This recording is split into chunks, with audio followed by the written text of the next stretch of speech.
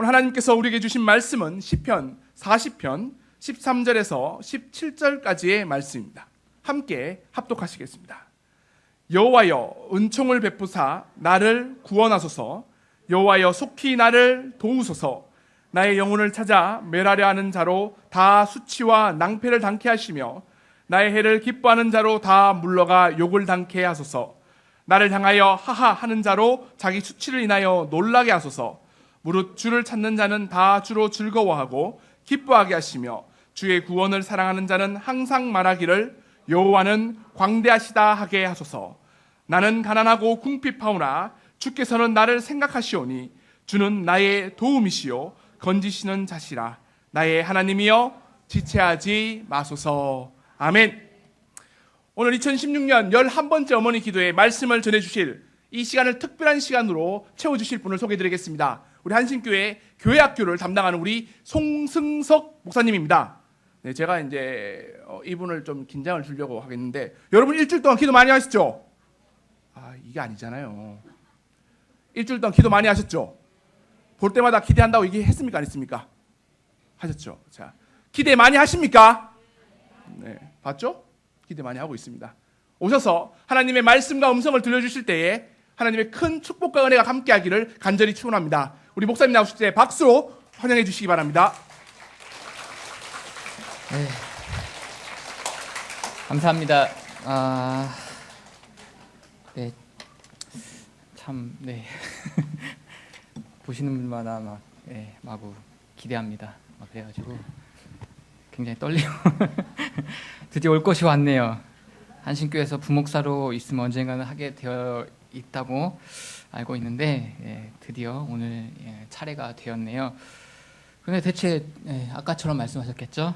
집사님들마다 제게 막 기대하고 계신다고 말씀하셨는데, 사실 여기 어머니 기도에는 저명한 그 강사분들이 오셔서 뭐 전문적인 강연이나 뭐 삶의 깊은 뭐 연륜이 묻어나는 이야기들을 하시기 때문에 부담이 적잖이 있습니다. 무슨 얘기를 해야 될지 뭐 내세울 만한 이야기도 없고 뭐 자랑거리도 없는데 무슨 말을 해야 될까 하는 고민이 이만저만이 아니었습니다. 그래도 기대하신다니 그래도 좀 어느 정도 부응해야 된다는 그런 무거운 마음이 있습니다. 여튼 목사로서 살아온 인생과 한 인간으로서 길면서 짧은 삶의 고백들을 전하는 이 시간 됐으면 좋겠으니까요. 그 마음의 소리로 받아주셨으면 합니다. 가끔 삶의 무료함과 어떤 고단함이 있을 때면, 그러니까 영적 침체기라고 하죠. 그럴 때면 저는 시편을 들여다봅니다. 왜냐? 시편 참으로 다양한 삶의 모습들이 있습니다. 그리고 우리 인생에서 겪게 될 만한 많은 시련들, 아픔들, 그것들을 노래로서 승화시키는 것을 발견하게 됩니다. 내용을 살펴보면 애절하면서도 가슴 먹먹한 그런 기도의 노래들이 있기 때문에, 또한 그 노래들로 하나님을 호소하고 있기 때문에 참 저는 시편을 좋아합니다. 오늘 본문 또한 저의 이 삶의 고백과 딱 맞아 떨어진다는 생각이 들었기 때문에 또 정하게 되었습니다. 오늘 간증을 준비하면서 저의 삶을 찬찬히 들여다보게 되었습니다. 나는 누구에게 뭐 인정받고 주목받는 삶과는 좀 거리가 멀구나 하는 생각을 하게 되었습니다. 사실 저는 나 자신에 대해서 뭐 남들보다 뭐 뛰어나다, 뭐 남들보다 뭐 잘한다, 이것만큼 자신 있다 생각해 본 적은 없습니다. 그러니까 오히려 남들보다 못하면 못했지, 뭐 독창성, 뭐 지적으로나 뭐 사회성이나 뭐 하다못해 뭐 생존력이라든지 뭐 남들만큼이라도 해보자라고 솔직히 이렇게 생각하면서 살아왔고 노력했을 뿐이라고 이렇게 생각이 듭니다. 아마 이곳에 오신 분들도 마찬가지지 않을까 한번 생각해 봅니다. 뭐 자랑거리, 뭐 딱히 뭐 내세울 것, 하나님밖에 없겠죠. 네. 그렇기 때문에 저는 제 자신을 돌아보면서 정말 제 믿음 그리고 제 고백들을 여러분께 전해드리고자 합니다. 먼저 저의 어린 시절 참으로 우여곡절 많았습니다. 저는 1980년 6월 22일 날 전북 전주에서 태어났습니다. 예. 네, 삼형제에서 그 더구나 둘째로 태어났습니다. 혹시 여기 둘째로 태어나신 분 아시겠지만, 네, 틈바구니 속에서 네, 얼마나 치열하게 예, 사셨은 네, 누구보다 잘 아실 거예요. 첫째한테 치여, 둘째한테 막 치고 올라와. 그러면은 정말 가운데서 샌드위치가 돼요. 그러면 둘째로서 얼마나 그 분을 사귀며 살아야 되는지 예, 잘 아실 겁니다. 더군다나 남자만 세 명입니다. 예, 삼형제 중에서 제가 또 둘째로 태어났잖아요. 예, 일례로 집에서 이런 일이 종종 있어요. 형하고 싸우면 어떻게 되죠? 감히 형한테 대들어? 그리고 동생한테 싸우면 어떻게 돼요? 형으로서 그또 형 이해 못하냐? 그럼 전 어떻게 될까요? 예, 형한테 치이고 동생한테 치이고 전 항상 그런 예, 삶의 연속이기 때문에 어쩌면은 그 부모님은 똑같이 뭐 평등하게 대했다고 할지라도 저는 어떻게 했어요?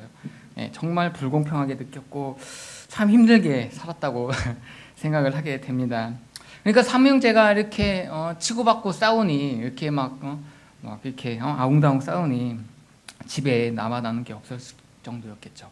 뭐 하다못해 뭐 집안에 무슨 유리창 있으면 뭐 다 깨먹고 물건들 있으면 다 막 망가뜨리고 예, 그랬던 기억이 납니다. 저희 할머니 한 소개 드리지 않을 수 없는데요. 지금은 안 계시지만 참 호랑이 같은 분이셨습니다. 일례로 어릴 적 동네에서 친구들하고 이제 막 놀다가도 저 할머니 그림자만 나타나잖아요.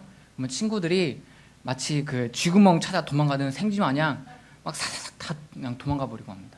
그 정도로 저희 할머니가 무서워서 한번 호통을 치시면은 정말 동네가 막 쩌렁쩌렁 울릴 정도로 그렇게 대단하신 분이셨습니다. 그런 할머니 밑에서 저는 자랐어요. 오죽했겠어요. 네, 하지만 제가 신앙을 갖게 된 것도 목회자의 길을 걷게 된 것도 바로 할머니 신앙 덕분이었습니다. 제 모교회가 세워질 때 그러니까 한 70년경에 지어졌는데요. 그때 뭐 변변찮은 벽돌이 있었겠어요. 그 자리에서 선수 만들어서 짓기도 하고 그랬다고 들었는데요.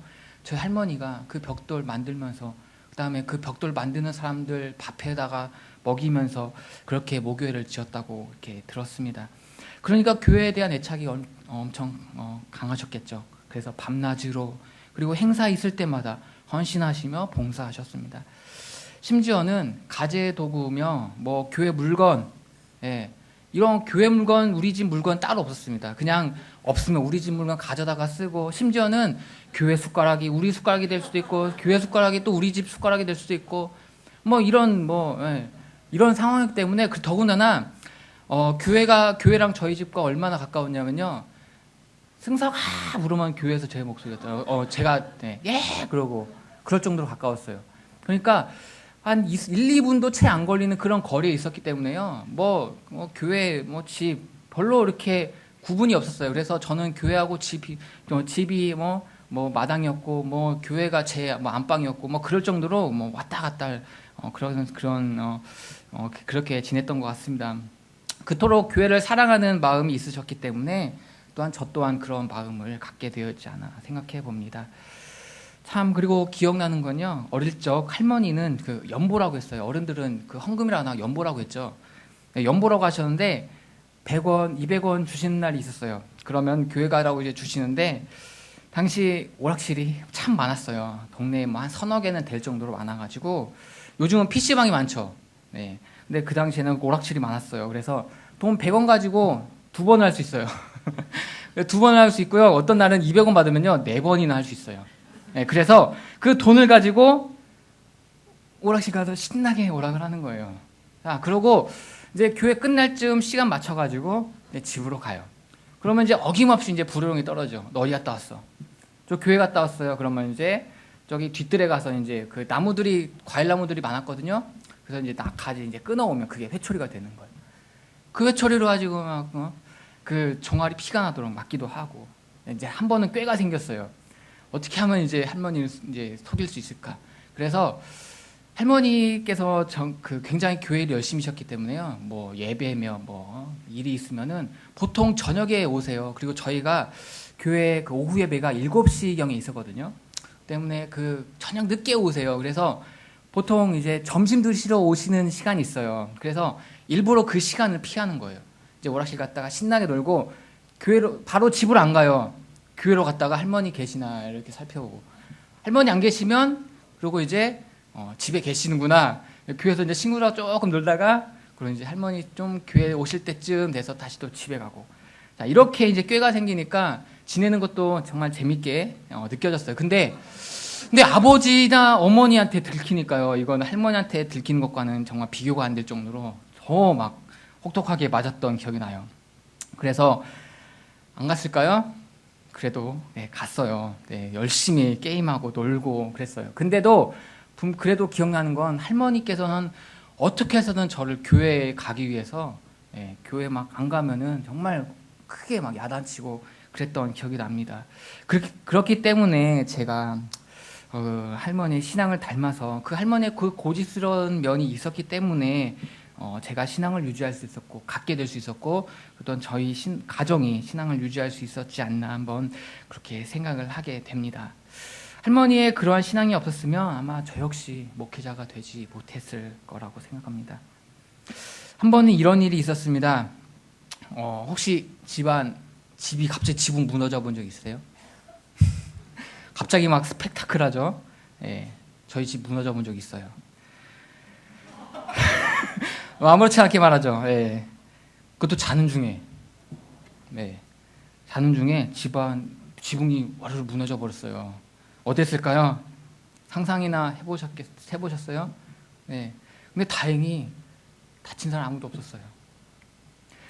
저희 집은 단독주택이었는데 지붕이 이렇게 기와로 되어 있었어요. 그래서 지붕을 지지해 줘야 할 목재들이 있었겠죠. 근데 그 무너진 집을 보니까 이렇게 좀 이렇게 두꺼운 이렇게 목재로 했어야 됐는데 이렇게 얇은 강목 아시죠? 이만한 강목, 이 정도만한 강목, 그거를 이렇게 두 개를 이어서 이렇게 해놨더라고요. 그러니까 그게 아무래도 이제 지금 생각하면 이제 부실시공이죠. 네, 부실시공이어가지고 그게 이제 그 지붕이 무너져 버리고 만 것입니다. 왜 우리 집만 무너질까? 당황했죠. 왜냐, 그 골목에 집이 뭐 수십 채 있었어요. 근데 그 수십 채 똑같이 지었겠죠. 왜 우리 집만 부실시공했을까? 그리고 그렇게 생각하지 않았어요. 근데 왜 우리 집이 무너졌을까? 참 당황하고 정말 어처구니가 없는 일이 수 없는데요. 이 일이 제가 초등학교 4학년 때 일이었습니다. 그래서 당시 가물가물한 기억 속에는 저희 친척 집에 잠깐 근처에 있는 친척 집에 거의 1년 가까이 거의 이렇게 집을 다시 새로 짓는 동안에 이렇게 얹혀서 살았던 그런 기억이 납니다.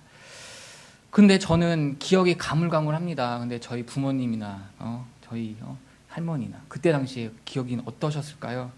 아마 죽을 수도 있었다는 그 공포심 때문에, 그리고 어떻게든 이 무너진 집을 수습하면서 살아야겠다는 그 막막한 심정, 이루 말할 수 없었을 것입니다.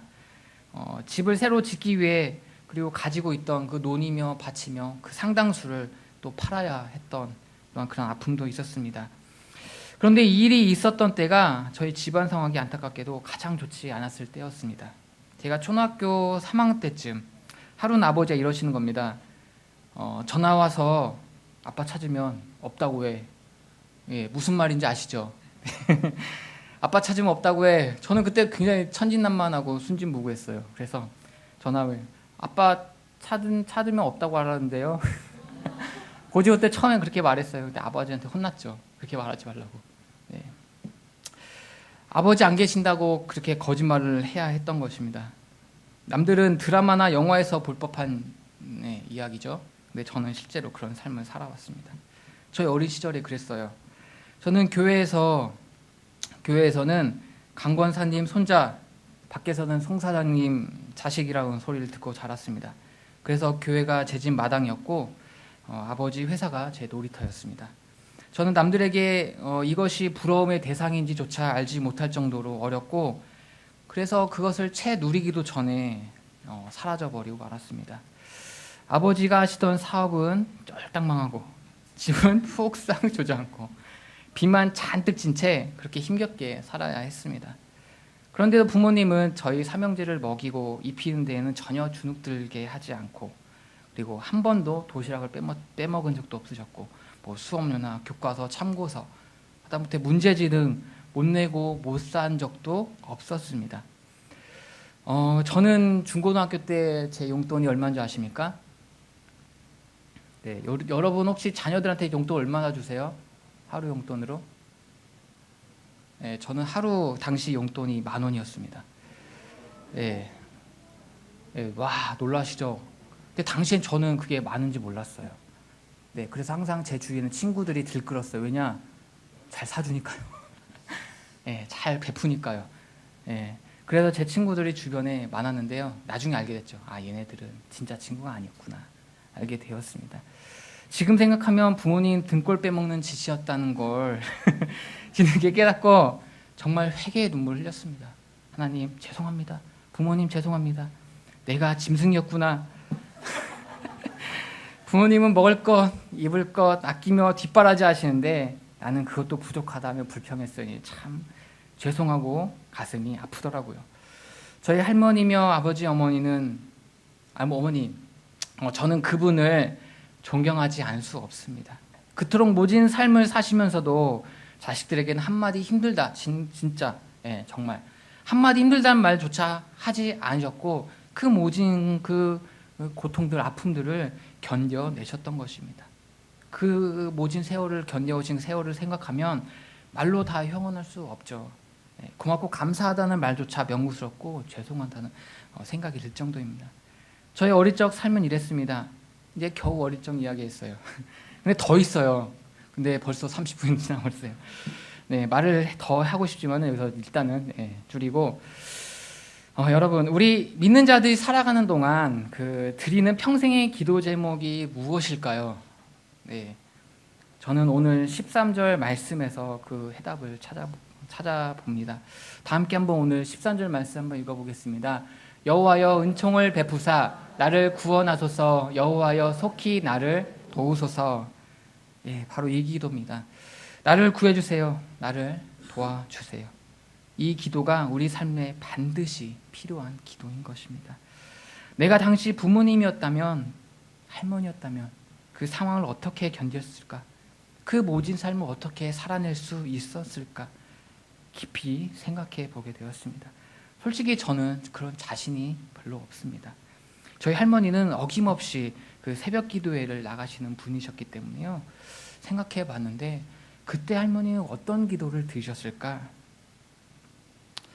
그래서 저는 하나님의 그 할머니의 신앙, 그 부모님의 그 신앙이 정말 대단하다고 저는 그렇게 자부하게 합니다. 막연하고 공허한 외침이 아닌 그 철저하게 그 몸부림치는 그 치열한 그 기도를 드리셨을 것입니다. 여호와여 은총을 베푸사 나를 구원하소서. 여호와여 나를 속히 도우소서. 살아가면서 가장 큰 슬픔이 무엇인 줄 아십니까? 무엇일까요? 그것은 바로 도와줄 사람 아무도 없다는 것입니다. 멸망하고 죽어가는데 곁에서 아무도 도와주는 이가 없는 것이야말로 가장 큰 슬픔이요 비참한 일일 것입니다. 하지만 하나님은 분명하게 말씀하십니다. 이사야서 41장 14절 말씀입니다. 한번 함께 읽어보겠습니다. 지렁이 같은 너 야곱아 너희 이스라엘 사람들아 두려워 말라.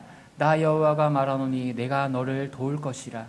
내 구속자는 이스라엘의 거룩한.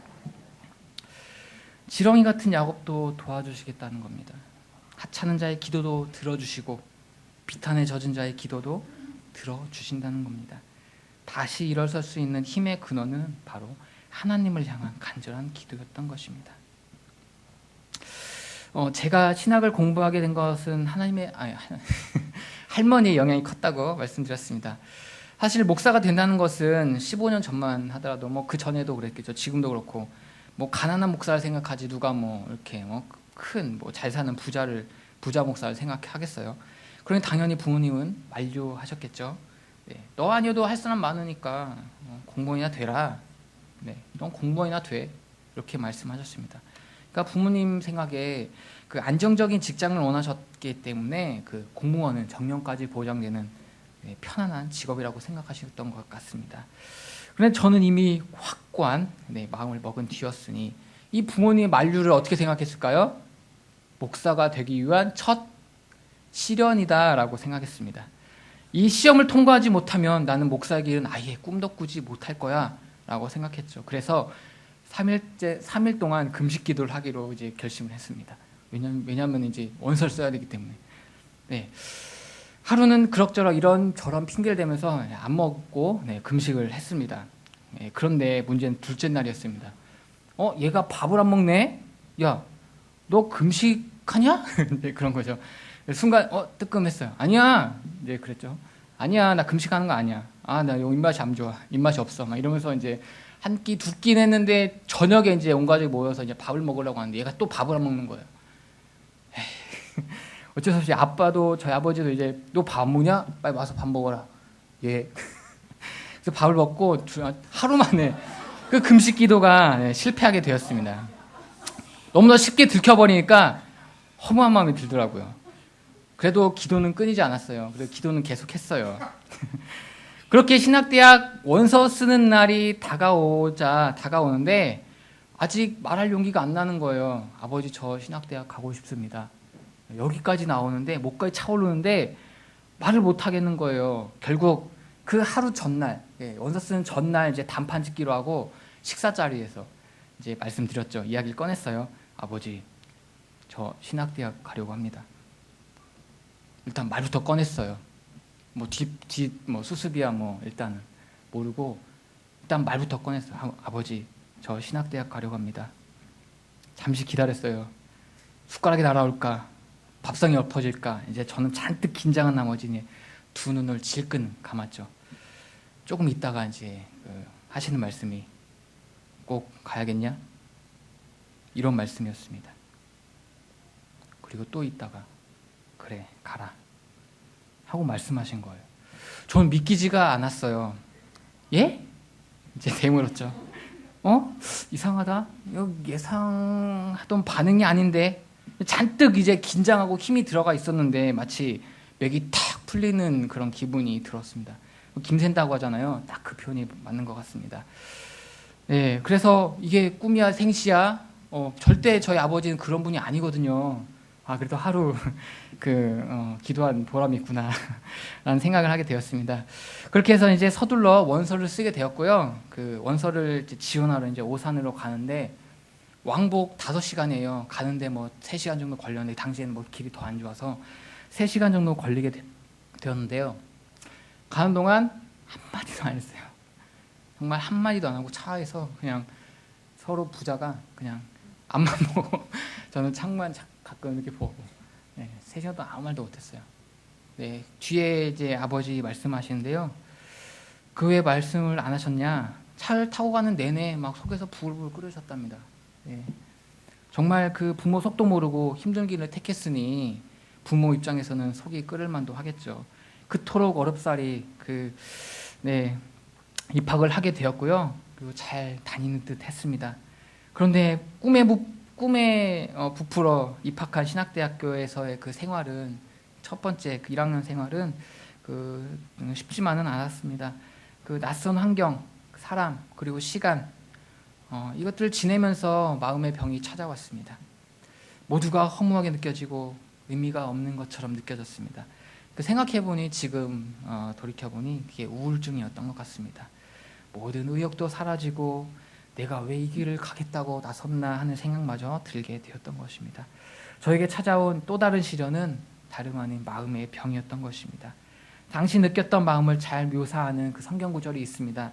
당시 너무도 많이 읽었어요. 한번 보여주시겠어요? 네, 욥의 고백인데요. 네, 한번 우리 읽어보겠습니다. 욥이 말을 내어 가로되 나의 날이 망하였더라면 나말을 베어 그 밤도 그리하였더라면 그날이 캄캄하였더라면 하나님이 위에서 돌아보지 마셨더라면 그 빛도 그날을 비치지 말았더라면 유암과 사망의 그늘이 그날을 자기 것이라 주장하였더라면 구름이 그 위에 덮였더라면 낮을 캄캄하게 하신 것이 그날을 두렵게 하였더라면 그 밤이 심한 어두움에 잡혔었더라면 해의 날 수 가운데 기쁨이 되지 아니하였더라면, 달의 수에 들지 말았더라면, 그 밤이 적막하였더라면, 그 가운데서 즐거운 소리가 일어나지 말았더라면, 나를 저주하는 자 곧 큰 악어를 격동시키기에 익숙한 자가 그 밤을 저주하였었더라면, 그 밤의 새벽들이 어두웠더라면, 그 이 밤이 광명을 발할지라도 얻지 못하여 이는 내 모태의 문을 닫지 아니하였고 내 눈으로 환난을 보지 않도록 하지 아니하였음이로다. 네. 정말 그 기숙사에서 지내면서요, 이 말씀 욥의 그 고백들이요, 어쩌면 내 그 마음과 똑같을까. 나중에 드리겠지만은 참 그때 참 그런 일이 일어나지 않았더라면, 네, 그렇게 생각할 점이 많았었습니다. 너무나도 심적으로 견디기 힘이 드니까 이런 생각이 들게 되었습니다. 삶이 모두 부질없다는 걸 느끼며 하루하루가 견디기 힘이 들었습니다. 이런 마음이 사라지기를 바라며, 어떤 날은 기숙사에서 하루 종일 기타 치면서 찬양한 날도 있고요, 그리고 성경책을 펴놓고 하루 종일 성경만 읽은 날도 있고, 그리고 하루 종일 수업 제끼고 잠만 잔 날도 있었습니다. 너무나 쉽게 생각했고 대수롭지 않게 여겼던 또 다른 삶의 그 여정들이 쉽지 않은 도전이라는 것을 그때 처음 느꼈던 것입니다. 비로소 깨달은 것이 내가 너무 약했구나, 나약했구나 라는 것이었습니다. 1학년 때는 수업 끝나기 무섭게 기숙사에만 콕 처박혀 있었는데요, 2학년이 되고 나서 이제 새롭게 마음먹었습니다. 이제부터는 적극적으로 살아야지, 긍정적으로 지내야지. 네, 그때 친해진 친구가 바로 여기 있는 네, 이상수 목사님 비롯하여 소위 마하나임이라는 오랜만에 들어보죠. 마하나임이라는 그 친구들 간의 그 모임이 있었어요. 네. 그때 그 친구들이 지금도 그 대학 친구들 중 전부예요. 그러니까 그 친구들이 친하게 지낸 친구들 전부인데요. 참 그때 그 친구들 아니었더라면요, 좀 그 힘든 대학생활 견디기 힘들 정도로 참 많이 의지가 되었던 친구들이었습니다. 네, 그렇게 2년을 마치고요, 그리고 군 입대를 하게 되었습니다. 근데요, 참 군대 가면요, 참 별난 사람들 많다는 걸 깨달아요. 학창 시절 봐왔던 사람들과는 완전 다른 세계를 사는 듯한 사람들이 모여요. 저는 정말 순진하게 살았구나 싶을 정도로요. 한글도 제대로 모르는 사람도 있고, 하다못해 잘난 척해서 사회에서 뭐 하다 왔나 물어봤더니, 혹시 그 바람잡이라고 아세요? 앞에서 막 그 호객하는, 일명 삐끼라고 하잖아요. 하도 잘난 척해서 물어봤어요. 뭐 하다 오셨어요? 그랬더니 삐끼하고 나왔다고. 네. 나이트 운영하는 그 조폭 그 아들도 있었어요. 제 바로 아래 후임으로 들어왔어요. 참 다양한 부류의 사람들이 있고요. 한 번은 그 사고 쳐가지고 전출 온 선임병이 있었는데요. 네, 이건 뭐 경상도 사투리도 아니고 전라도 사투리도 아니고, 뭐 이게 뭐 어떤 사투리인지 모르는 괴상한 사투리 쓰면 윽박지르질 않나, 참으로 별난 경험을 하게 되었습니다. 날 싫어하는 사람도 있고 날 좋아하는 사람도 있습니다. 그런데 제가 착각했던 게 한 가지가 있습니다. 사람들은 저를 모두 좋아하지는 않을지라도 적어도 싫어하는 사람은 없을 거라고 생각했습니다. 내가 뭐 다른 사람들한테 해코지한 것도 없고 피해준 것도 없고 날 왜 싫어해? 저는 이렇게 생각해왔어요. 근데 군대 가서 알았어요. 아, 나를 괜히 싫어하는 사람도 있구나. 날 괜히 미워하는 사람도 있더라고요. 제가 특별히 잘못하지도 않았어요. 그런데 괜히 트집 잡고 괜히 꼬투리 잡아가지고 저를 막 괴롭히는 겁니다. 네. 그리고 심지어 비꼬면서 이렇게 말해요. 형, 억울하면 군대 일찍 오지 그랬어. 어떤 마음이 들었을까요? 아유, 이걸 그냥 확 그냥 꾹 눌렀죠. 왜냐하면 군대 사고 치면요, 군 생활이 늘어나요. 그렇기 때문에 저는 그냥 꾹 참고, 그래, 사회 나가서 보자, 그냥 꾹 참고 기다렸죠. 그런데 진짜 만났어요. 제가 벼르고 별렀던 그 선임병을 제가 만났어요. 어떻게 만났냐고요? 제가 이제 주일 이제 사역을 끝나고 끝마치고 이제 피곤한 이제 몸을 이끌고 타달 이제 걸어가는데 저 앞에 누가 오는 거예요. 누가 오는데 어이 썽 그러는 거예요. 제가 이제 친구들 저한테 이제 애칭으로 썽 그러거든요. 어이 썽 그러는 거예요. 그래서 누구야 친구인가? 이제 그때는 약간 피곤해가지고 이제 그 앞을 잘 못 보고 있는 상황이었는데 이렇게 딱 봤더니 누구야? 그랬더니 그 성인병인 거예요. 그래서 잘 만났다. 잘 만났다. 그래서 딱 오자마자 뭐라고 했냐? 그랬죠. 너 뭐라고 했냐? 말이 짧다. 너 뭐라고 했냐? 다시 말해볼래? 그랬죠. 어이 송 그랬던 그 이제 그 사람이 그 친구가 이제 갑자기 왜 이래 뭐 이러는 거예요. 그때는 진짜 그 전까지는 만나면은 정말 하고 싶었는데 근데 만나고 나니까요 그 때리고 싶었던 그 감정이 정말 없어지더라고요. 네, 얘 때려서 뭐 하나 싶은 정도의 그런 생각이 들더라고요. 네, 그런데 정말 그 생각을 들고 뒤로 하고 그냥 가라 그냥 보냈거든요. 정말 그런 경험도 있습니다. 네, 괜히 싫어하는 사람이 있다는 건 참 슬픈 일이에요. 오늘 본문에 나온 주인공도 그 슬픈 일을 겪고 있는 사람 중에 한 사람이었습니다. 실제로 수치와 낭패를 당하는 자 누굽니까? 바로 기도하는 그 시편 기자였습니다. 지금 기도한 자가 당하고 있는 그 아픔이었던 것입니다. 군대에 있을 때 저는 성숙하지 못했기 때문에 나가서 그놈 만나면 내가 당한 고통 똑같이 되갚아줘야지 라고 생각했습니다. 하지만 나오니까요 그 생각이 사라지게 되더라고요. 시편 기자도 내가 당한 만큼 똑같이 갚아줄 거야 라고 생각했을까요? 저는 자신이 당한 만큼 되갚지 않았다고 생각합니다. 왜냐? 자신이 당한 만큼 복수를 했다면 굳이 이 기도하지 않았을 것입니다. 지금 이 기도는 하나님께 맡기는 기도인 것입니다. 우리의 무의식 속에 이런 생각들이 자리 잡고 있습니다. 약하기 때문에 당하는 거야. 약해서 두렵게 되는 거야. 약하니까 사람들로부터 무시받는 거야. 그래서 사람들은 강해지려고 합니다. 누구도 함부로 대하지 못하게 하기 위해서 말입니다. 하지만 누군가의 위에 서기 위해서는 강해지기 위해서는 영혼을 멸하게 되고 또는 해를 당하는 것을 기뻐하게 되고 누군가를 조롱할 수밖에 없게 된다는 것을 이 시편 기자는 알고 있었던 것입니다. 그렇기에 하나님께 맡긴 것입니다. 힘이 없어서 맡긴 것일 수도 있습니다. 하지만 내가 그와 같이 되지 않기 위해서 바로 이러한 기도를 드린 것입니다. 시편 기자가 드리는 기도의 진정한 의미는 하나님, 악을 저지르고도 뻔뻔한 그가 수치 정도는 알게 해주세요. 자신의 모습 정도는 보게 해주세요. 바로 이런 것 아니었을까요? 자기의 수치를 인하여 놀라게 하소서. 저희 아버지께서 그 사업을 하셨다고 했는데요. 네. 어느 날 그 법원에서 이렇게 그 서류가 이렇게 오더라고요. 그 가압류 뭐 신청 뭐 어쩌고저쩌고 이렇게 써 있더라고요. 보니까 잠깐 이렇게 꺼내서 봤어요. 그때 제가 뭐 어려서 저걸 잘 이렇게 다 살펴보지 못했고 이해하지 못했지만 뭐 연대보증이라는 말이 있었어요. 당시에 그 연대보증이라는 말 무슨 의미인지 몰랐는데요. 대학교 와서 제가 어떤 수업을 듣는데 그 기초 그 수업을 듣는데 그 얘기를 하더라고요. 연대보증.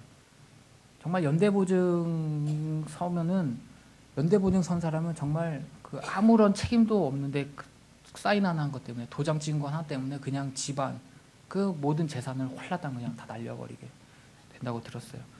아마 저희 아버지도 아마 그렇게 되지 않았나 한번 생각을 해봅니다. 그런데 사람들은 그것을 기억해주지 않아요. 다른 사람이 당한 아픔을 자기 아픔처럼 느끼지 않는다는 거예요. 네, 심지어 친척들은 어땠을까요? 저희 아버지, 저희 집안이 잘 나갈 때 참 많이 부러워했을 거예요. 그런데 그 뒤에 저희 친척들 정말 그 사람들이 정말 무서운 거더라고요. 어쩌면 그 하나님께 향한 그 기도는 바로 정말 자신의 수치 정도는 알게 해주세요. 그게 바로 그 시편 기자의 간절한 기도가 아니었나 생각해 보게 됩니다. 제가 군대에서 제대하고 이제 복학하고 대학 생활이 막바지에 이제 이를 즈음 저는 심각한 고민을 하게 됩니다. 과연 목사가 되어야 할지 아니면 신부가 되어야 할지 뭐 신랑 신부 그게 아니고요. 네. 사실 저는 당시 개신교보다는 다른 교파에 더 관심이 있었습니다. 네. 군에 있을 때 제 아래 부사수가 그 대전 가톨릭대 신학생이었습니다. 그래서 이제 밤마다 근무 나가면 하나하나 물어봤죠. 어떻게 하면 신부가 될 수 있어? 어떻게 그 하면 과정을 밟으면 신부가 될 수 있지? 그렇게 하나하나 물어봤어요. 네, 그랬더니 그 답하는 게 안타깝게도 안 되겠더라고요. 왜냐? 계산해 보니까 영세 받는데 1년, 그리고 졸업하는데 한 6년 정도 걸리고 대략 한 7, 8년 정도 걸리는데 30세 이전에 신부 서품을 받아야 된다는 거예요. 그래서 신부는 안 되겠구나 하고 꿈을 자연히 접고 포기했죠. 근데 제가 이제 그 전교회 있을 때 이제 정동교회에 있었는데요. 그 1년에 한 번씩 그 성공회 그 주교자 성당과 에큐메니컬 교환 예배를 드렸습니다. 그때 이제 알게 된 교단이 바로 성공회였는데요. 그 박종화 목사님은 성공회 교회 가셔서 그 개신교식으로 예전 집례를 하시고, 그다음에 성공회 그 주교자 그 성당 신부님은 주임 신부님 모셔서 그 성공회 예전으로 그 예배를 드리고 그랬었던 이제 경험이 있는데요. 처음 성공회 예전으로 예배를 드리는 그 방식이 너무나도 이제 거룩하고 엄숙해 보이는 거예요. 뭔가 이렇게 막 노래도 이렇게 장단도 있고 그래서 신기하고 흥미를 갖기 시작했는데요. 그래서 알게 된 게 이제 성공회 이제 신부를 이제 하기로 그때 이제 마음을 먹었죠. 때마침 이제 친구가 학교 근처에 성공회 교회가 있다고 하는 거예요. 그래서 저는 성공회 교회에 가서 이제 그때 거기도 찬양 예배를 하더라고요. 똑같은 우리 CCM 찬양을 가지고 CCM 찬양을 가지고 이제 찬양을 하는데 똑같은 분위기의 찬양을 하는 겁니다. 그래서 그 성당 그 신부님 만나가지고요, 그 교회 신부님 만나서 어떻게 하면 그 신부가 될 수 있는지, 성공의 신부가 될 수 있는지 물어봤죠. 그랬더니 하시는 말씀이 뭔지 아세요? 뭐하러 구멍가게에 와? 그런 말씀이었어요. 이해되십니까? 뭐하러 구멍가게에 와? 너는 마트잖아. 뭐하러 구멍가게에 와? 이런 말씀이에요.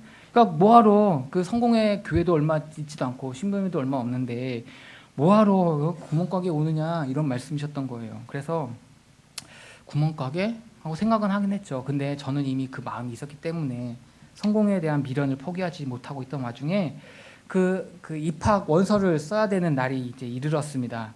그래서 성공에 대해 그 입학 그 접수 기한이 딱 그날이었는데 하필 부랴부랴 인터넷으로 이제 접수를 하기 시작했습니다. 그래서 인터넷 창 열고 하나하나 적어 넣는데, 근데 한 가지 걸리는 게 있었어요. 그게 뭐였냐면 이제 졸업 이수 번호라고 있었는데 그거를 작성을 안 하면 다음 페이지로 안 넘어가는 거예요. 그러니까 원서 접수가 안 되는 거예요. 그래서 교학과에 물어봤어요. 학교 교학과에 제 졸업 이수 번호 어떻게 돼요? 그랬더니 처음 듣는 소리처럼 그거 안 나오는데요? 모르는데요? 다 얘기해도 모른다는 거예요. 그래서 결국에는 성공에 대해 그 접수도 그냥 건너가 버렸어요. 네. 어떻게 해요? 지금 이제 남아있는 거는 그 한신대학원 신학 전문대학원 시험밖에 없는데. 근데 그게 3일 후였어요. 근데 준비를 하나도 안 했어요. 그 대학원 준비를 하나도 안 했던 거예요. 그래서 이제 그 3일 남은 기간 동안 그 열심히 이제 공부를 했겠죠. 그래도 그 대학원 시험이 그 신약 구약 그 한 과목이고 그다음에 신약 영어 이렇게 두 과목이었어요. 그래서 어차피 뭐 영어는 평소 실력을 보면 되는 거고, 그렇다면 이제 신약 구약인데 신약 구약 정말 열심히 한번 해보자. 그래서 정말 전날까지 제가 그 서울 사는 친구 이제 집에서 하룻밤 신세를 지었는데요. 친구 집에서 밤새 성경을 읽었어요.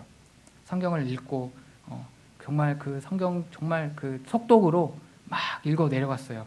그런데 신기하게요, 그 성경 말씀들이 마치 스캔하듯이 눈에 이렇게 확 들어오는 거예요. 저는 고등학교 때부터 수업 시작 전에 한 장씩 읽었어요. 그리고 아까 말씀드렸죠, 그 기숙사에서 성경을 달달달 읽었다고. 그러니까 그때 그 읽었던 그 성경 말씀 덕에 그 시험 보는 게요 문제가 전혀 없었던 거예요. 예. 오히려 그 성경 그 말씀 읽는 그 밤새 성경 말씀 읽는 그 시간이 오히려 성경을 정리하는 시간이 되었던 거예요. 자, 그래서 이제 됐다 하고 이제 갔죠. 시험 보러 갔어요. 자, 그런데 이제 문제가 생겼어요. 이제 여기서 문제가 생겼어요. 저는 이제 첫 교시 시험을 이제 문제를 딱 받고 시험을 이제 풀어 내려가고 있었어요. 자, 시험을 풀어 내려가고 있었어요. 근데 너무 쉬운 거예요. 10분 만에 다 시험을 풀어버렸어요. 그리고 나서 이제 한 문제 한 문제 마킹 잘했나 점검하고 그랬어요. 이제 그러면서 이제 조금 쉬다가 이제 있는데 한 15분 전쯤인가. 근데 왜 이렇게 쉬운 문제를 냈는데 1시간이나 시험 시간을 줬지? 이상한 거예요. 이상한데? 그래서 눈을 들어서 앞에 살짝 봤어요. 건너편 앞을 봤어요. 근데 그 사람은 신약 시험지를 풀고 있는 거예요. 나는 구약 시험지밖에 없었는데 이게 어떻게 된 일이지? 저 교수님 신약 시험지도 나눠주셨어요? 왜 못 봤어? 네. 좀 완전히 당황한 거예요. 15분 남았는데 시험 시간이. 어떻게 했을까요?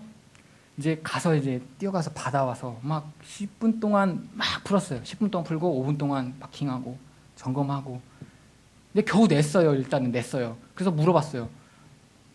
제가 맨 뒤가 아니었거든요. 제가 맨 뒤에서 앞자리였어요. 그래서 앞사람한테 물어봤죠. 신학시험지 받았느냐고. 여기서 끊겼대요. 뒷사람한테 물어봤어요. 신학시험지 받았냐? 나 옆에서 받았는데.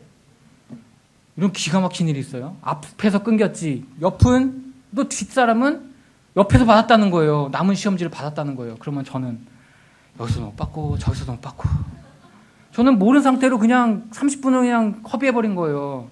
그 상태에서 정말 당황스럽더라고요. 네, 정말 당황스럽다고요. 참, 혹시 맷돌 손잡이 뭔지 아세요? 네, 어이라고 하죠. 정말 어이가 없었어요. 네. 이 상황을 겪고 나니까요, 정말 눈앞이 하얘지는 거예요. 와, 어떻게 하면 좋지? 첫 번째 시험부터 이렇게 망쳐버렸는데 어떻게 하지? 일단은 둘째 시험 그냥 대충 실력대로 풀었어요. 이제 떨어졌구나라고 생각하고 있었어요. 자, 그리고 한 보름인가 있다가 이제 합격자 발표가 나는데요. 어떻게 됐을까요? 네, 이름이 있는 거예요. 제 이름이 있는 거예요. 저는 당연히 떨어졌을 거라고 생각을 했는데 제 이름이 있더라고요. 그래도 하나님은 날 떨어뜨리지 않으셨구나. 하나님께 감사합니다. 라고 이렇게 고백을 드렸습니다. 네, 정말 저는 그렇게 우여곡절 끝에 또 대학원 또 이렇게 입학하게 되었습니다. 근데 이제 제가 시간이 좀 많이 갔네요. 네. 사실 제가 목회자가 되겠다고 한 이유는 따로 있어요. 아까 처음에 먼저 말씀드리려고 했는데 이거는 좀 나중에 드려야겠다 생각해서 뒤로 뺐어요. 사실 제가 3살인가 4살쯤 저는 고향 교회 그 담임 목사님이 처음 부임하신 날이 있었어요. 그래서 부임하신 지 얼마 안 돼서 이제 기념으로 이제 정교회 이제 야외 예배를 갔죠. 우리 교회도 이번 주 야외 예배 가는데요. 담임 목사님이 이제 처음 부임하셨으니까 얼마나 의욕이 넘쳐졌겠어요. 그래서 이제 정교인 그래봐야 한 100명, 200명이죠. 정교인 야외 예배를 갔어요. 근데 그 전주 그 외곽에 있는 그 계곡으로 갔거든요. 그 계곡으로 야외 예배를 가게 됐는데 도착해서 이제 개회 예배를 드릴 거 아니에요. 이제 예배가 끝날 즈음 근데 저를 찾았는데 저 아버지가 찾았는데 제가 없더라는 겁니다. 그 전에 이제 가족끼리 그 해수욕장에 가서 제가 튜브를 타고 열심히 재밌게 신나게 놀았다는 겁니다. 이제 후에 이제 어머니께서 하시는 말씀인데요. 아마 그래서 그때 튜브 끼고 먼저 가지 않았나 이렇게 말씀하시더라고요. 그새를 못 기다리고 물속으로 들어갔던 모양입니다. 네. 그런데 계곡물 아시겠지만 온유월에도 굉장히 차갑습니다. 얼마 전에 제 아내랑 계곡에 한번 놀러 간 적이 있었는데요. 갔다 온 적이 있었는데요. 정말 2초도 발을 못 담그고 있더라고요.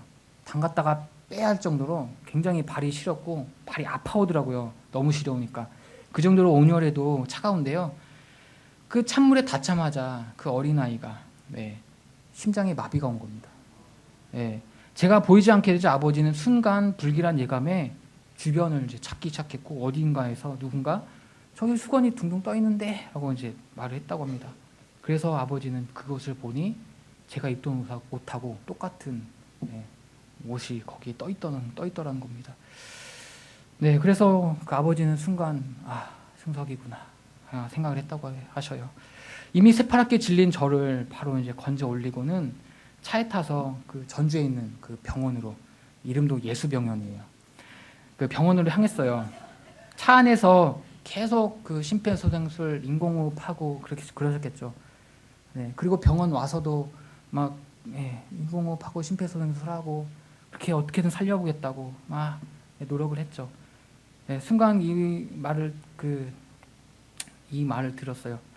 죽었네, 죽었어. 어떤 사람이 이렇게 말을 했다는 겁니다. 그 말을 들은 아버지 심정 어떻겠어요? 혹시 여러분 심정 어떻겠어요? 그냥 돌아버립니다. 네, 제정신 아니죠. 몰라요. 그 뒤 어떻게 됐는지 모르겠는데, 네, 그 뒤로 그 사람 척지고 살아요. 저희 아버지하고 지금도. 네, 그렇게 정말 죽었다가 살아난. 예. 제가 그 의사도 솔직히 의사도 포기했어요. 자, 이제 가망 없습니다. 왜냐하면 그 계곡에서부터 그 병원까지 얼마나 걸려요, 시간이. 네. 그리고 또 막 병원에서 와서까지도 안 되는데 의사도 포기했어요. 근데 저희 아버지는 저를 비키라고. 저 아버지가 계속했어요. 인공호흡하고 막 심폐소생술하고 어떻게든 살려보겠다고. 네, 그랬어요. 그랬더니 그리고 교인들은 그 병원에서 막 통성기도를 했어요. 막 살려달라고. 온갖 방법을 동원해서 살리겠다고 이렇게 하셨던 거예요. 시간이 얼마나 흘렀는지 모릅니다. 그 의사마저 포기했던 그 순간 아버님 끝까지 포기하지 않으셨고요. 결국 그 어린아이가 물을 토해내더니 기침을 하더라는 겁니다. 새하얗게 질렸던 그 안색도, 새하얗게 질려있던 그 안색도 점차 핏기가 돌면서 숨을 쉬더라는 거죠. 그 이후에 이야기해 주셨는데요. 저희 어머니 이렇게 기도하셨다고 합니다. 하나님, 제 아들 살려만 주시면 하나님께 바치겠습니다. 제발 살려만 주세요. 이렇게 기도하셨다고 해요. 그런데 저희 어머니도 까맣게 잊고 있었어요. 제 어머니도 까맣게 잊고 있었는데 제가 신학대학 가겠습니다 하고 말하는 순간 그 기도가 기억났다는 거예요. 네. 정말 내가 그렇게 기도했는지도 모르고 살았는데, 그 수십 년 살았는데, 얘가 이제 커서 신학대학 가겠다고 하니까 내 그 기도가 정말 그냥 한 기도가 아니었구나 하고 그렇게 말씀하시더라고요. 저는 교회에서 물에 빠져 죽다 살아난 놈, 별명이 되었어요. 그래서 저는 기억에도 없는데 권사님, 집사님들 할 것 없이 네가 물에 빠졌다 살아난 놈이요? 하고 물으셨어요. 네, 제가 그 놈입니다. 네, 마지못해 대꾸했어요. 왜냐, 너무 교인들 다 모두가 네가 그 놈이냐고. 네, 그 놈입니다. 네, 제가 그 놈입니다. 네, 하고 이렇게 자랐어요. 그냥 교회 다니면 하나님의 일을 해야 된다고 생각했죠. 네. 왜냐, 너는 하나님이 살려주셨으니 넌 하나님의 일을 해야 돼. 네, 그 얘기를 정말 많이 들었어요. 귀에 못이 박히도록, 딱지가 않도록 들었어요. 그러다가 고등학교에 들어가고 이제 신앙이 자라면서 그 의미를 알게 되면서 목회자가 되기로 결심을 하게 된 거죠. 네, 제 결혼 이야기도 해야 되는데 벌써 시간이. 제 다 아내 아시죠? 네, 누군지 아시죠? 네, 상욱에 있는 박유신 간사인데요. 참 만난 것도 운명적이에요. 제가 운명적이에요, 진짜로. 네, 그렇게 말하고 싶어요. 저는 사역지를 옮길 때마다 사귀던 여자친구와 헤어지는 그런 아픔이 있어요. 참고로 이곳 한신교회가 3번째 교회예요. 왜 그런지는 모르겠어요. 그래서 저는 크리스마스를 같이 지내본 적이 없어요. 네, 크리스마스를 같이 지내본 적이 없어요. 네, 제가 한신교회에 와서 처음 맡은 부서가 그 고등부였는데요. 또 하나 맡은 직책이 바로 교육국 회계였어요. 네, 교학교 각 부서와 교육국의 그 재정을 맡아서 관리하다 보니까 자연히 한 달에 한 번은 상호국에 들려야 됐어요. 자, 그러니까 이제 결산을 해야 되죠. 결산한 보고를 해야 돼요. 그럼 보고를 하면은 틀렸는지 맞는지 검사를 하고 다시 또 이제 그 전체 교회 예산으로 이제 들어가게 돼요. 지금 결산으로. 그래서 한 번은 봐야 되기 때문에 처음에는 틀리지 않으려고 정말 한 5번, 6번을 계속 꼼꼼하게 점검을 했어요. 계산기는 막 두드리고 또 하고, 정말 사육보다도 열심히 이걸 했으니까요. 열심히 계산하고 또 계산하고, 근데 갖다 줬어요. 근데 전화가 왔어요. 송전도사님 틀렸어요. 네? 뭐가 틀렸어요? 그랬더니 부서 거에 틀렸더라고요. 제가 한 건 안 틀렸어요. 예, 부서 게 틀렸더라고요. 그래서 이제 틀린 거 점검하고 한 달, 또 2달, 3달, 근데 계속 틀리는 거예요. 틀리면요 가야 돼요. 사무국에. 간사님 오라고 할 수는 없잖아요. 그러니까 제가 가는 거예요. 당시에 여기 문화원에 그 교회학교 있어가지고 사무실이 있어서 저기 본당까지 이제 계속 왔다 갔다 왔다 했거든요. 그래서 이제 한 번, 2번 만나게 됐어요. 한 번, 2번 만나게 되고, 근데 1년은 별로 그냥 그럭저럭 그냥 지냈어요. 1년 그럭저럭 지내다가, 근데 그 다음에 그 교역자 교직원 수련회 때였어요. 저는 원래 그 한신교회 올 때 별로 이렇게 아는 사람이 없었어요. 여기 이상순 목사님 말고 별로 없었어요. 그래서 나는 뭐 그래 사교성이 있어가지고 뭐 누군가에게 막 살갑게 대하거나 그런 것도 아니어가지고요. 그냥 혼자 그냥 내가 볼 거 구경하고 내가 할 거 하고 혼자 즐겼어요. 근데 제가 맨 뒤에 쳐져가지고 구경하면서 가고 있었는데요. 자꾸 뒤에서 누가 말을 걸어요. 왜 자꾸 말을 걸어요? 귀찮아 죽겠네. 누구지? 봤더니 그때 저기 강성경 간사님 있나요? 그때 강성경 간사님이었어요. 근데 강성경 간사님하고 단짝이 있죠. 제 아내가 바로 단짝이었어요. 지금도 가끔 놀러 가요. 어디 놀러 가면 나 여기 누구랑 왔는데. 누구? 얘 내임? 그럴 정도로 되게 많이 가까워요. 말을 거는 거예요. 그래서 왜 자꾸 귀찮게 말 걸지? 그런데 처음에는 이제 막 말 거는 게 귀찮았는데 나중에 이제 물어봤죠. 그때 왜 그러냐고 했더니 혼자 있는 게 너무 안쓰러웠다고 그러죠. 얼마나 안쓰러웠으면 제가 혼자 있는 걸 가만 놔두지 않고 말을 걸고, 그리고 심지어 제 그 아내도 옆에서 한마디씩 꼭 거들더라고요. 그래서 결국에는 조금씩 가까워지면서 밥도 먹으면서, 뭐 휴일날 뭐 그런 날 있으면 뭐 데이트 아닌 데이트도 하게 됐어요. 갑자기 제가 뭐 영화 보자고 하기도 하고, 밥 먹으러 가자고 하기도 하고. 그래서 만나게 되었고요. 그 결정적으로 이제 신학 심포지엄을 이제 가게 됐죠.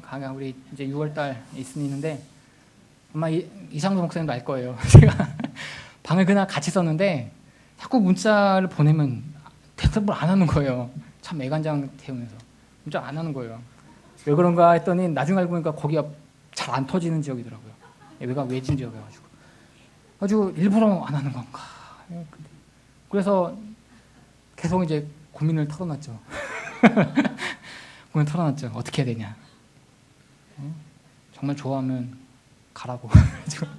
그래서 전화했죠. 그래서 만나게 됐고 수요일 셋째 날 저녁에 거의 끝났어요. 그러니까 심탁 심포지엄 끝나가지고 그리고 뭐 거의 다음 날 뭐 행사도 이렇게 뭐 여유로운 상황이어가지고 저녁 늦게까지 이렇게 얘기를 하다가 이제 고백을 하게 됐죠. 그래서 만나게 됐고 그렇게 해서 2년을 더 만나게 되다가 결혼까지 하게 되었습니다. 근데요, 신기한 거 한 가지 경험이 있어요. 제가 데이트 그때 사귀진 않았는데요. 데이트하러 인사동에 갔어요. 인사동에 갔는데 바로 이 앞에 누가 있는 줄 아세요? 그때 최병수 목사님이 있었어요.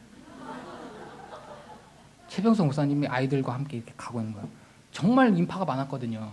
인파가 정말 많았어요. 정말 이렇게 오고 가는 사람들이 정말 그 도로 인사동 거리 아시죠? 꽉 찰 정도로 굉장히 많았어요 그때. 근데 딱 눈앞에 있는 거예요. 뒷모습이 많이 이렇게 맞죠? 최병수 목사님은 아이들하고 가더라고요. 그리고 좀 더 앞에 조근 사모님 가고 있고 제 아내가 딱 잡고 뒤로 막 도망가는 거예요. 그렇게 해서 저희는 몰래 사귀는 줄 알았어요. 사람들 정말 모른다고 생각을 하고 있었거든요. 근데 모르는 척 하더라고요. 모른 척 하고 있었던 거더라고요. 사람들은 그냥 알고도 그냥 모른 척 하고 있었던 거예요. 그냥 저희만 괜히 007 작전 했던 거예요. 헛수고 했죠, 그냥. 왜 그랬는지도 정말. 그렇게 정말 저희는 그렇게 연애를 하게 됐고요. 결혼을 하게 되었네요. 저는 이 말씀을 준비하면서 이제 끝으로 이제 끝맺으려고 하는데요. 이 간증을 준비하면서 내 속에 참 분노가 많이 있었다는 것을 내지하고 있구나라는 걸 깨달았어요.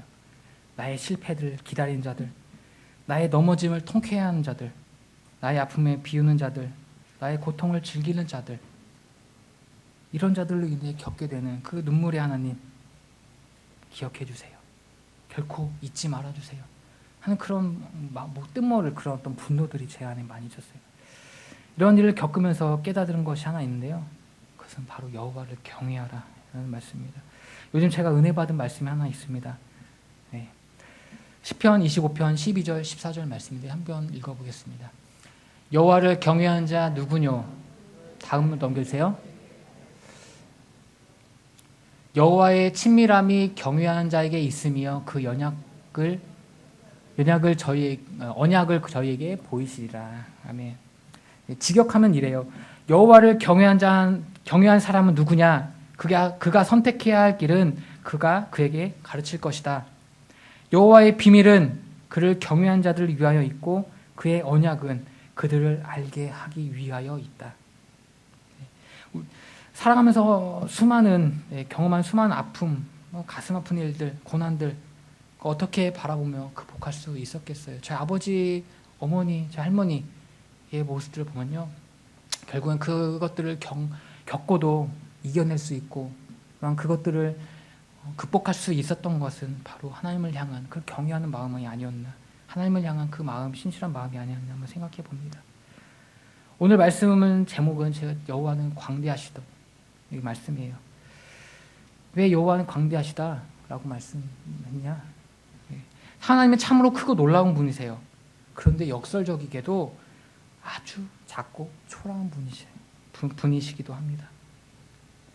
의미는 광대하라는 단어는 사용하고 있지만 그 단어 속에 포함되어 있는 내포되어 있는 의미는 작고 초라하다라는 것을 담고 있습니다. 왜냐? 그 광대하다는 단어 그 단어가 가달이라는 단어인데요. 그 여러 의미가 있는데 기본적으로 무언가 자라게 하다, 성장하게 하다. 그 과정, 나이가 크기가 자라나고 크기가 증가하는 그런 의미를 담고 있습니다. 그래서 나중에는 위대하고 강해진다라는 것을 의미하고 있습니다. 창세기 21장 8절 말씀에요. 아이가 자라매 젖을 때고 이삭의 젖을 때는 날에 아브라함이 대언을 배설하였더라. 그래서 자라매라는 단어가 바로 이 가달이라는 단어입니다. 네. 솔직히 말해서 이 시편 기자는 광대하다라고 말할 위인이 못 됩니다. 자신의 삶의 환경을 보면은 어떻게 하나님이 광대하다, 하나님이 위대한 분이다. 정말 자신은 비참하고 조롱거리며 사람들로부터 멸시를 받는 위치인데 어떻게 하나님이 광대하신 분이지? 라고 말할 수 있었겠어요. 그 단어 속에는, 그 고백 속에는 하나님이 광대하시기 때문에 나도 크게 될 것이라는 그런 믿음의 고백이 있는 것입니다. 사실 제가 오늘 말씀을 준비하면서 말하고 싶은 믿음의 고백이 바로 이것입니다. 여호와는 광대하시도다. 또 다른 의미는 여호와는 자라게 하는 분이시다.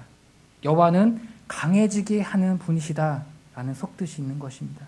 약하기 때문에 견디지 못했고 연약하기 때문에 극복하지 못했던 것들을 도우시고 건지시고 구원하셔서 마침내 내가 실패하기만 바라는 자들을, 나의 삶을 조롱하는 자들을, 나를 해치려고 하는 자들을 오히려 수치스럽게 만드실 것이라는 말입니다. 시편 오늘 말씀 17절 한번 읽어보겠습니다. 나는 가난하고 궁핍하오나 주께서는 나를 생각하시오니 주는 나의 도움이시요 건지시는 자시라. 오늘 말씀은 읽지 않았지만 2절 말씀에 기가 막힐 웅덩이와 수렁 같은 현실을 살고 있지만 17절에서 가난하고 궁핍하지만 주님은 나를 도우실 분이고 건져내실 분이다 라는 고백인 것입니다. 이것은 당신만이 제 살 길입니다 라는 고백입니다. 요즘 저는 조금 그 믿음의 침체기가 있어가지고요. 하나님, 주님은 전능하신 분이지만 저에게는 전혀 전능하지 못하네요. 하나님, 위대한 분이시지만 저에게는 전혀 위대하지 못하세요. 하나님, 은혜로운 분이시지만 저에게는 전혀 은혜롭지 못한 분이세요. 라고 이렇게 생각하고 있었습니다. 그런데요, 하나님은 앞서 이미 하고 계셨고 이루셨으며 그래서 놀라운 분이시고 충분한 은혜를 이미 베풀고 계셨다는 것을 깨닫게 되었습니다. 결국 하나님은 나에게 그 시편 그 139편의 말씀처럼 신묘막측한 분이셨던 것입니다. 감히 헤아릴 수 없을 정도로 신기하고 오묘한 그런 분이셨던 겁니다. 왜냐하면 나를 강하게 하시는 분이고 나를 잘하게 하시며 나를 존귀하게 하시는 분이시기 때문입니다. 바로 이 하나님을 저와 여러분 찬양하기를 바랍니다. 잠깐 기도하겠습니다. 은혜롭고 감사하신 아버지 하나님, 주의 은혜 감사드립니다. 이 보잘것없고 이 비천한 자를 주님께서는 굽어 살펴주셨고 또한 주님의 도구로 사용하시고 또한 주님의 사역을 감당하는 자로 세워주셨습니다. 하나님, 오늘 이 시간 제가 무엇을 말했는지 조차 알지 못할 정도로 시간이 흘러버렸습니다. 하나님, 하지만 이것말은 잊지 말아주시기 바랍니다. 하나님은 나를 건지시는 자시고 나를 도와주시는 자시며 나를 구원해 주시는 자이심을 믿음의 눈으로 바라보게 하시고 입술로 고백하는 시간 되게 하여 주시옵소서. 감사드리며 예수님의 이름으로 기도드립니다. 아멘.